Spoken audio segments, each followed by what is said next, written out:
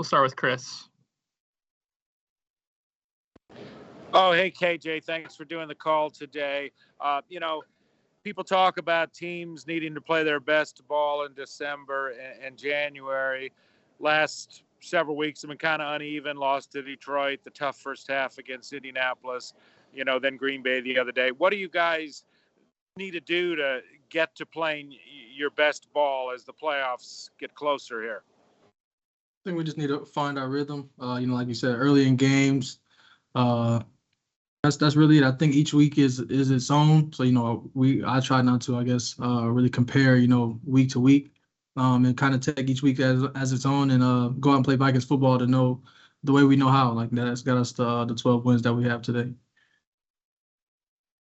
Go to Andrew and then Alec. Hey, KJ. Yeah, thanks for doing this. I just want to get your thoughts on week 18 here. If it's kind of got minimal potential playoff implications for you guys, how do you view it as players, just in terms of an opportunity maybe to get some confidence rolling going into the postseason? I mean, it's another game for us. Each time we get an opportunity, we want to put your best foot forward, no matter it's playoff implications or not. Obviously, there's still some chances with things that can happen, throughout the league. But just go out there and put your best foot forward and play ball.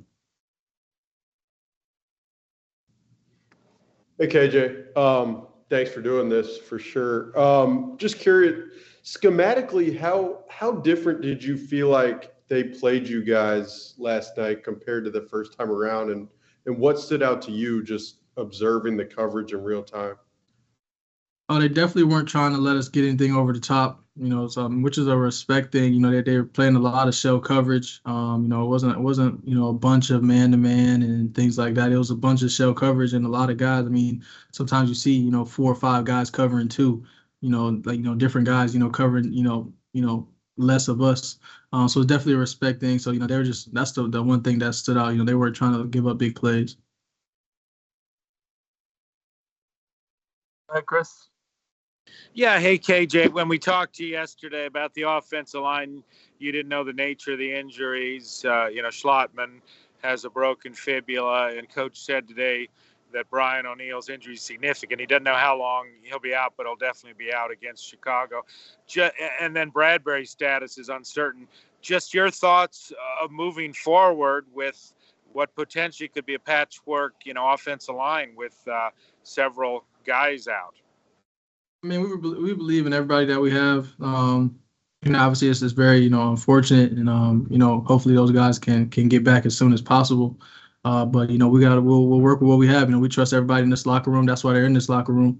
That when their time is up, they'll come up and they'll be big for us, down the stretch. Hey, KJ, a little sideways there at the end, but Jalen Naylor with his first touchdown, I know you went and got the ball, made sure he wound up with it. I guess what did you really want to convey to him in that moment? And congratulations and being aware that it was his first. Right, man. I mean, that's a dream come true. We've been playing this game for so long. I mean, no matter what the score is, you score your first touchdown in NFL, that's what you've been dreaming about as a kid. He tossed it back to the ref, and then there was a flag on the play. So I just made sure that, he got that ball. And then when they declined it, we declined it. Just tell him, how proud of I am of him.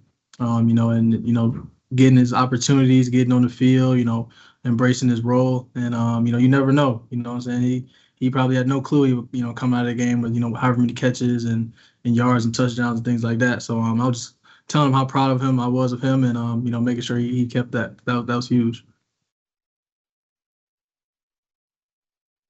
Any final questions for KJ before we let him go? I